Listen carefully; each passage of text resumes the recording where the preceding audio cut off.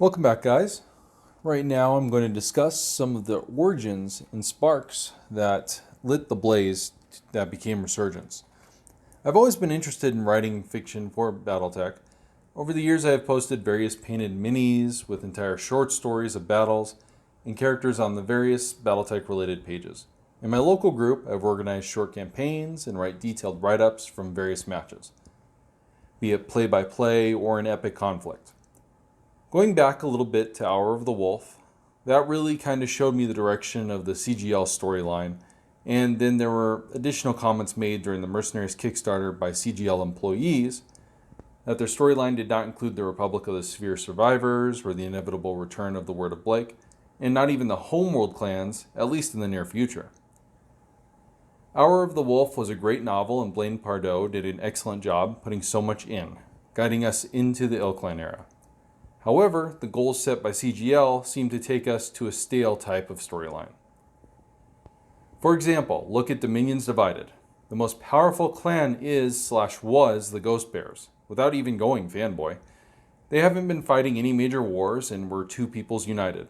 At the end of Shattered Fortress, I fully expected that they were the clan fleet hinted at arriving to Terra. Now, over this vote nonsense, they are fighting among themselves and severely disrupted their readiness to do anything.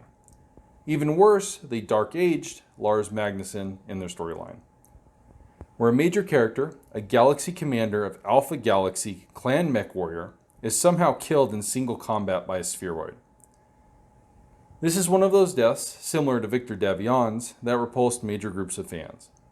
There hasn't been much effort to build up Lars in the wider lore, but he is literally one of the only remaining clan-looking major personas.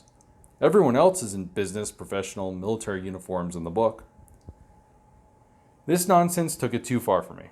Even before Resurgence had fully formed, I created Operation Ursus Major, where I have undone the death of Lars Magnuson. I'll link it below.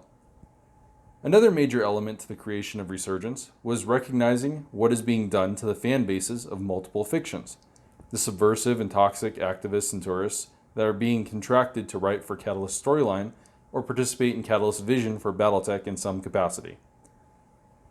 The business is willing to cast out wrong thinkers from being contracted for stories, but won't cast out the activists for doing all the same and worse than what was claimed against Blaine Pardoe. I won't be going into detail on those happenings, as I have 3 other videos on it, discussing my run-in with a tourist/activist, the misleading quote-unquote communities and fake quote-unquote leaders, as well as discussing the activists and tourists in general. While this next part could be part of the next video, I didn't want to have these topics be part of that discussion. However, you'll notice that Hell's Breach, where billions are slaughtered by people wanting to force their will on others, is June. And the nation that hobby tourists and activists are often drawn to is handled in the most colorful fashion. It felt like a fitting response given the toxic, hate-filled, and threatening vitriol they vomited everywhere in June 2023. Anyway, Battletech belongs to the fans. I am not the only one creating an alternate timeline, and no Battletech fan is obligated to abide by the Catalyst storyline, especially the parts of it written by activists forcing their various ideologies. The Word of Blake is one of my favorite bad guys in general. Fanatics, where massacres are the rule, not the exception.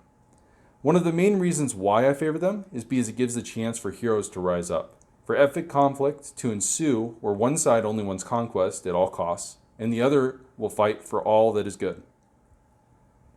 Clearly the focus on the story will be Nomad Republic, the survivors of the Battle for Terra, who were being disappeared before Stone's surrender, with a big focus on Julian Davion, the Federated Sons, Lars Magnuson, and other major characters that will be rolling together in Act 2. Similar to what Blaine Pardoe does by bringing in fans as characters, I will be bringing in characters from the Clan Invasion Kickstarter who only got a card and want to be involved. I'll also be creating my own characters and using and killing main characters. As many see Clan Wolf, they have plot armor to high heaven. They would never have won Terra if the Jade Falcons had not taken the heat off of them and split the RAF. In fact, had Malvina been killed, it was still a good chance they would have lost with the number of bondsmen that Stone would have acquired. Alaric is in a very precarious position. He doesn't have magic bursts of volunteers and skilled warriors showing up, especially with the Dragoons raiding Sibcos and the quickly collapsing Empire worlds.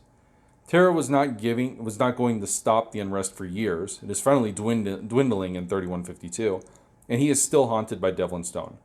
The Wolves will not have an easy time ahead of them. I sincerely hope the Battletech fans enjoy my writings for Resurgence, the character development, and the battles. It is being written from a place of love for Battletech, not for money, not for activism. Those reading it, just remember a couple basic pointers to the storyline. Hour of the Wolf is considered to have happened in full. Damocles' Sanction, an excellent novel, has fully happened.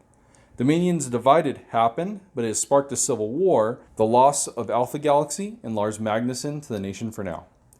I have no interest in Tamar Rising, so I am not addressing that in Resurgence for now, unless it is used on a map that I need to use for Resurgence.